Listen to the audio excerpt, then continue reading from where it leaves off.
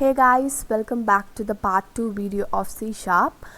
So today I'll be focusing on if else statements, switch statement and different kinds of loop, which is while loop and do while loop, and what is arrays and what is methods. So now let's go on to the if else statement. So here it's just a basic program to check whether a person of this particular age can vote or not. So as I said, this is a built-in library so that we can use statements like write line and read line. So this library contains all the statements. So in order to use these statements, we need to declare this library using system, and all these things I have covered in the part 1 video of it. So in this I have included age as 10. So I'm checking whether age is greater than 18 or not. If it is greater than 18, then that particular person can vote, or else he or she is a minor. So if age is greater than, it's just a normal statement. If age is greater than 18, then print you can vote. So console.writeLine is nothing but print. Print you can vote, or else you cannot vote because you are a minor. Suppose if I am changing this age to 19, then that particular person can vote. So the output will change to you can vote. So it is something like this. So if else statement is just as simple as that, because if this condition is true, then this particular thing needs to be implemented, or else the next part needs to be implemented. It's something like that. Then we are going to switch statements. Switch statement is something as similar as if else, but in the case of switch statement, if we have multiple options to look on to, then we will go to switch statement. So suppose see so I have declared the day as 3. I have assigned the value for the variable day as 3. So switch day. So we have to check for each case, like if case it is 1 but it is not 1, it is actually 3, so this won't be implemented. Then the next case is 2. Likewise, if we are seeing for multiple options, then we can use switch case statement. So if in the case is 2 means, case 2 means if the day is 2, day is not 2, so this part of the code will also be skipped. So the next one was case is 3.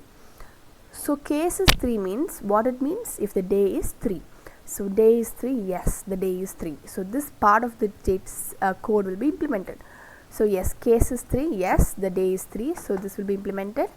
Then if the day is 3, then this needs to be printed, which is Wednesday. Wednesday needs to be printed. Then what this break statement means is, break means you just have to stop, means stop here, don't check for the next cases. That is what break means.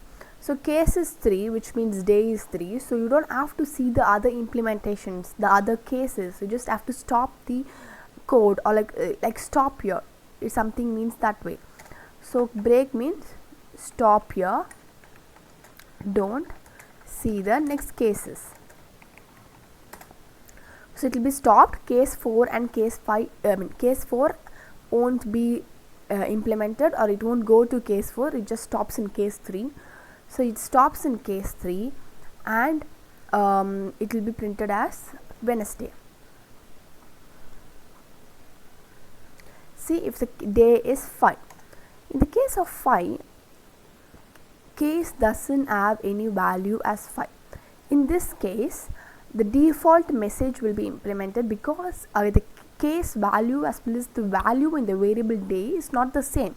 So the default the print statement or the code which is under the default will be implemented, and break means stop here and don't go back, or don't go to the further cases.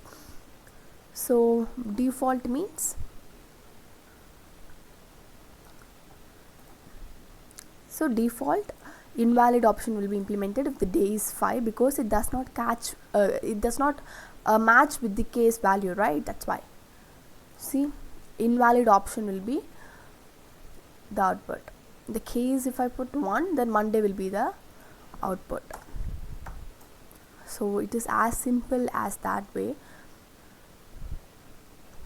Yeah, hope you can understand these two concepts, which is if else statement as well as the switch case.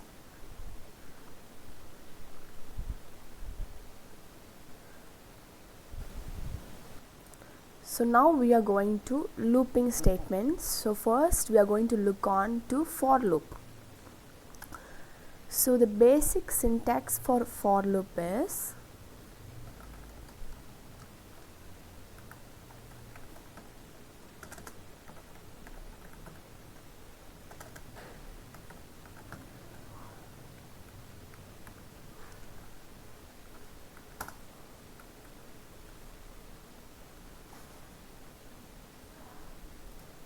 so this is the basic syntax for loop. So a for loop is used when you know exactly how many times you want to repeat something. So for example, if I put start is the declaration or from which value a variable should start from, it's something like that. So for I is equal to 1, so I should start with the value 1, and for loop, as I said earlier, a for loop is used when you know how many times exactly you repeat something. So so I know this for loop needs to be implemented 10 times or 5 times, so I will put it as less than 5 or less or equal to 5. So less than 5 means it will be implemented until I is 4. If less than or equal to 5 means it will be implemented until the I is 5. So then you need to increment it, because then only the value of I will go to each and every value under 5. Like I is equal to 1 for the first iteration, and the second iteration the value of I will be incremented, which means the value of I will go to 2. So if this is true, then it needs to perform some action. So for now I'm putting it as it needs to print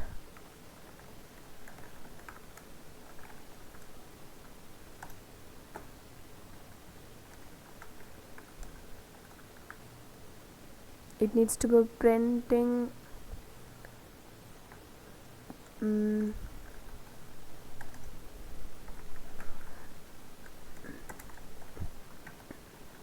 yeah, it needs to print like this. So it should start from I1. So how it works is that I is 1, okay, I has a value 1 now, and it checks the condition if the value of I is less than or equal to 5.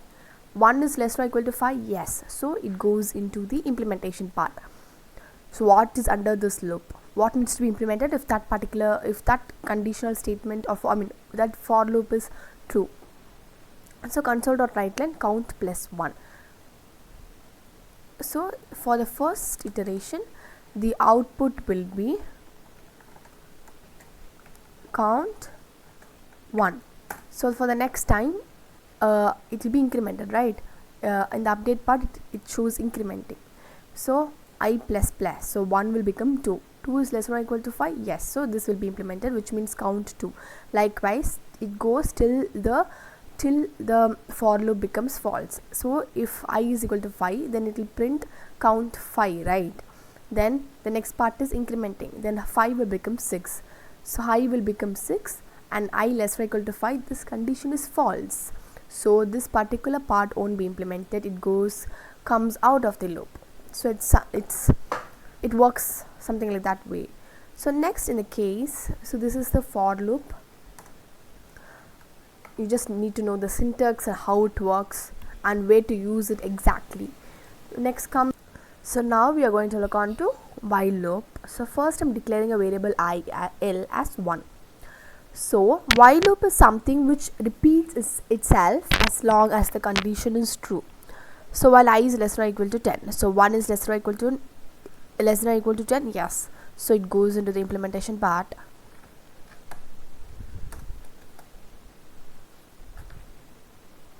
So I am writing like this only. but for each implementation it needs to increment the I. So one difference between while loop and for loop is that in for loop, in the basic syntax only, it comes with the update part, which means while declaring or while implementing the for loop only, we are writing for each iteration the I value needs to be incremented. So it is in the basic syntax of for loop only, but in the case of while loop, you just have to explicitly write like I plus plus. So this needs to be like this, because in this syntax we cannot write I plus plus, because we need to explicitly write separately that I needs to be incremented for each iteration. So this works that way. So how it works is that, so we are keeping I as 1, yes, I less than equal to 10, yes, so this will be implemented, and for the next time I will become 2. Next we are checking if 2 is less than or equal to 10, yes, then count 2 will be printed. Likewise, this happens till I becomes 10.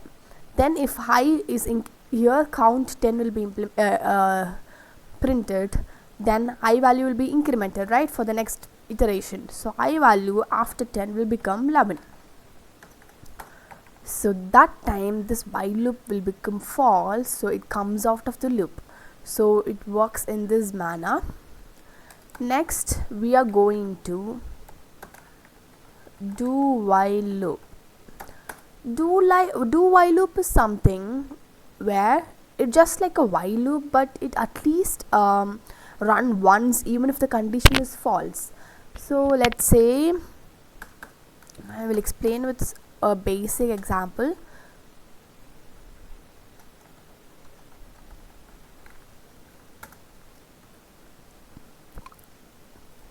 Yeah, so do console dot write line, yeah, this one comes as such.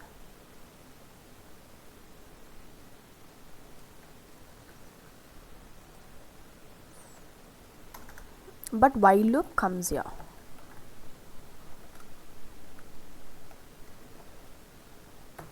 So let's take an example where I is equal to 1. So it does console dot write line count 1, then I is incremented, I becomes 2. Then only it checks the condition if 2 is less than or equal to 5. Yes, 2 is less than or equal to 5. So it again goes to do. Then this gets printed, and 3, 4, 5, likewise everything gets printed. When it is 6,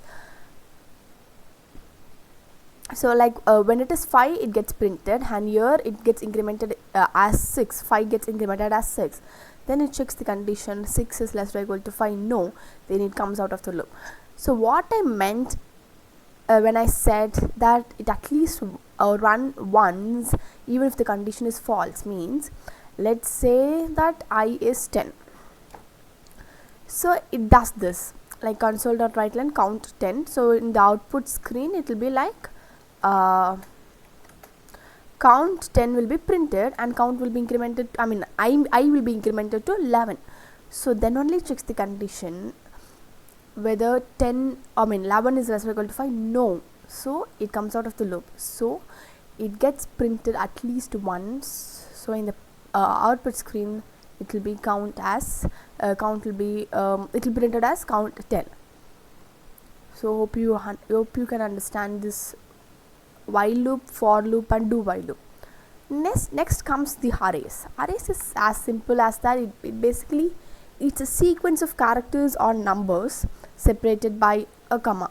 So array stores multiple values in a single variable, something like this int. So it can be declared this way: int numbers is equal to, so it is a sequence of characters or integers or anything that can be separated by a comma. So something like this, it can be declared this way. We can also put the capacity, like what is the length of the array. Here it is 5, right? You can also print, you can also write the length of the array here.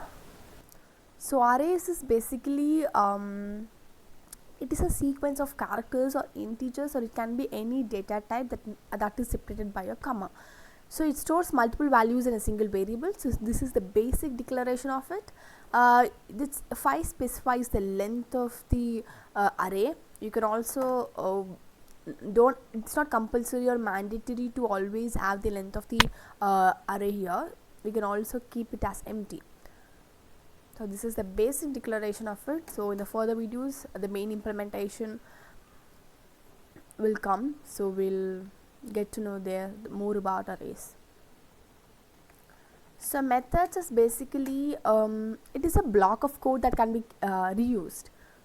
Let's say there is a method as void create user string name. Okay, so in this method I'm just writing a print statement. As I said, it is case sensitive, so it is very important to know where to use uppercase and lowercase. So let's say hello.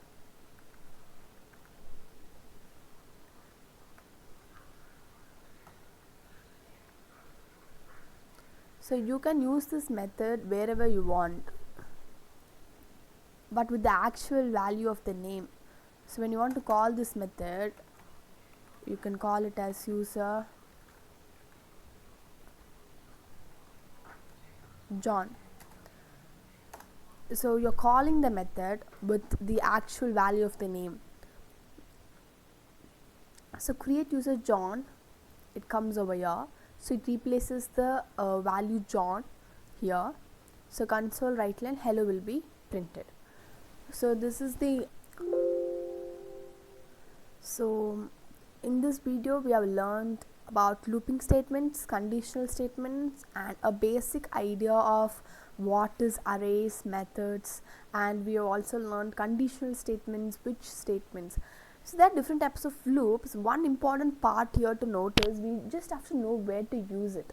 Like what is the purpose of using it here? Which kind of loop can be used in this particular project or in this particular area?